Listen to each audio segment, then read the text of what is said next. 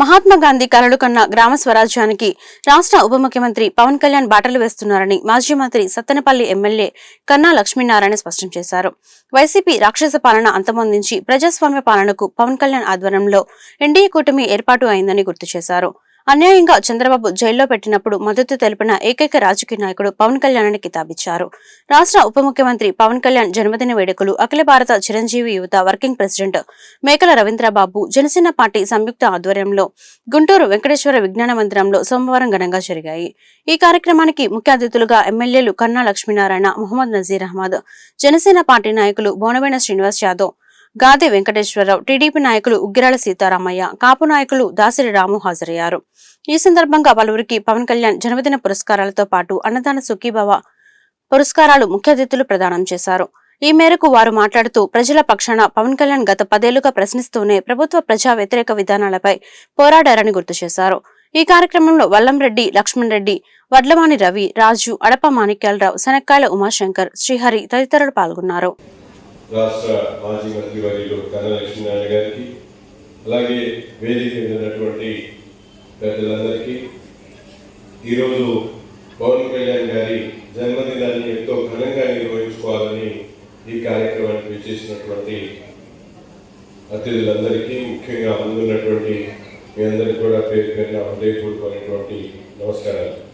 రాష్ట్రంలో పేద ప్రజలకు అండగా నిలబడి 2014లో జనసేన పార్టీ స్థాపించినప్పుడు కూడా 10 సంవత్సరాల పాటు ఎక్కడ అధికారం లేకపోయినా నిరంతరం ప్రజా సమస్యల మీద పోరాడుతూ, ముఖ్యంగా దేశంలో ఏ నాయకుడు ఎదురైనటువంటి అంశాల మీద తన ఆలోచన విధానాన్ని, ముఖ్యంగా కిడ్నీ బాధితుల అంశాన్ని విధానం దగ్గర నుంచి, అలాగే ఆదివాసులకు సంబంధించినటువంటి పొలాలు లాక్కునేటువంటి క్రమంలో ఆయన చేసినటువంటి పోరాటాలు, ఇసుక కొరతను గత ప్రభుత్వంలో లేవనెత్తి ఇసుక ద్వారా ఎంతమంది కార్మికుల రోడ్డు మీద పడ్డారో అటువంటి అంశాలన్నీ కూడా దేశ చరిత్రలో ఏ నాయకుడు చేయనటువంటి విధంగా అనేక అంశాల మీద పోరాడి ఈరోజు రాష్ట్రంలో ఉన్నటువంటి పేద ప్రజలందరూ కూడా అండగా నిలబడినటువంటి పవన్ కళ్యాణ్ గారు మనందరూ కూడా ఎంతో స్ఫూర్తిదాయకం. అటువంటి మహానాయకుడి జన్మదినాన్ని మనందరం కూడా ఈరోజు ఆయన అధికారంలో భాగస్వామి, ఎంతో రాష్ట్రానికి వెనుకకు ఉన్నటువంటి గ్రామాలకు సంబంధించినటువంటి పంచాయతీరాజ్ శాఖ మంత్రిగా ఆయన తీసుకుంటున్నటువంటి ప్రతి అడుగు కూడా అసెంబ్లీలో మేమందరం కూడా చూస్తా ఉన్నాం. ఏ అంశం మాట్లాడినా కూడా దాంట్లో ఎంతో లోతుగా అధ్యయనం చేసి ప్రతి ఒక్క అంశాన్ని కూడా రాష్ట్ర హితం కోసం, రాష్ట్ర ప్రజల శ్రేయస్సును దృష్టిలో పెట్టుకొని పవర్ స్టార్ ఈ రాష్ట్ర ఉప ముఖ్యమంత్రి, జనసేన పార్టీ అధినేత 55వ జన్మదినం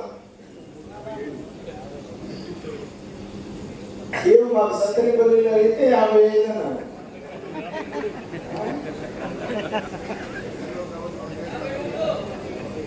ఈ సత్తెనపల్లిలో మరి అడిగితే 55 అని చెప్పారు. ఇప్పుడు నసీరము 57 అంటున్నాడు. మరి ఏదైనా కానీ సందర్భంగా వారికి హృదయపూర్వక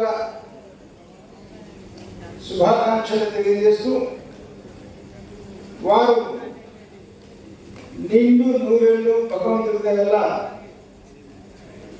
ఆయుధారోగ్యాలతో ఉండాలని చెప్పేసి కోరుకుంటూ, ఏదైతే నాకన్నా ముందు మాట్లాడినటువంటి పెద్దలందరూ కూడా పవన్ కళ్యాణ్ గారి గురించి ఒక మంచి కళాకారుడు, దర్శకుడు, నిర్మాత, సామాజికవేత్త, రాజకీయ నాయకుడు, ఏదైనా ఒక వ్యక్తి ఇన్ని రంగాల్లో కూడా మరి రాణిస్తూ ఈ రోజున 10 సంవత్సరాలుగా ఒక రాజకీయ పార్టీ పెట్టి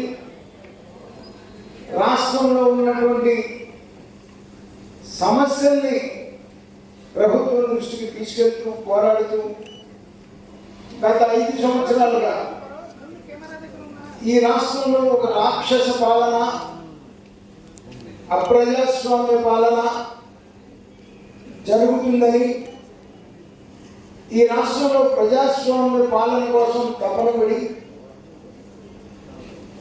ఈ రాష్ట్రం సర్వనాశనమైనటువంటి సందర్భంలో ఈ రాష్ట్రాన్ని ఎంతో అనుభవం కలిగినటువంటి నాయకుడు చంద్రబాబు నాయుడు గారు అయితేనే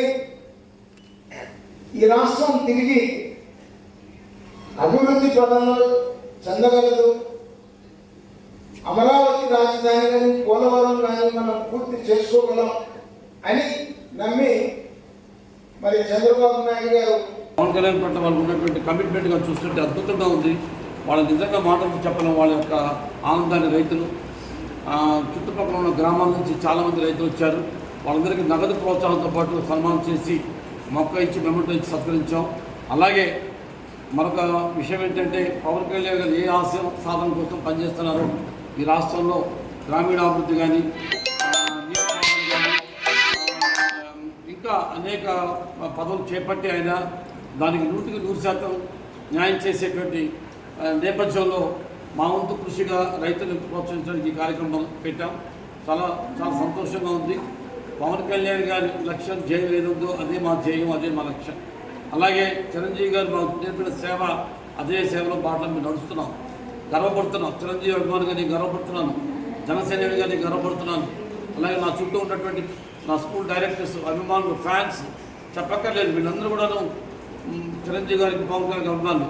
ఇంత అభిమానం చెప్పినటువంటి మెగా ఫ్యామిలీ ఏ జన్మలో చేసుకున్న పుణ్యమో ఆ తల్లి అంజనాదేవి కడుపును పుట్టినటువంటి కొడుకులు నిజంగా ఈ రాష్ట్రానికి ఒక నా దృష్టిలో అయితే వీళ్ళు నిజంగా కోహినూరు డైమండ్స్ లాంటి వ్యక్తులు. ఒక చిరంజీవి, ఒక పవన్ కళ్యాణ్, ఇటువంటి వ్యక్తులు ఈ రాష్ట్రంలో పుడతాం. ఈ రాష్ట్రం యొక్క అదృష్టం. ఈ రాష్ట్రం అదృష్టం ఏంటంటే మెగా హీరోస్ అంటే చిరంజీవి, పవన్ కళ్యాణ్. వీళ్ళు లేకపోతే ఈరోజు రాష్ట్రంలో ఇంతమంది పేదలను ఆదుకోవటం, అభిమానులు ఆదుకోవటం ఎవరి వల్ల కాదు.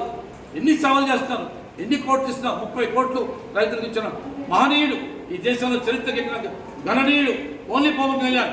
వేరే రాజకీయ నాయకులు ఎవరు లేరు. కాబట్టి మిత్రులారా, మీ మీడియా అందరికీ మేము కోరుకునేది ఒకటే, పవన్ కళ్యాణ్ ఆశయ సాధన కోసం అందరం కృషి చేద్దాం. మీ వంతు బాధ్యతగా మీరు కోఆపరేట్ చేయండి.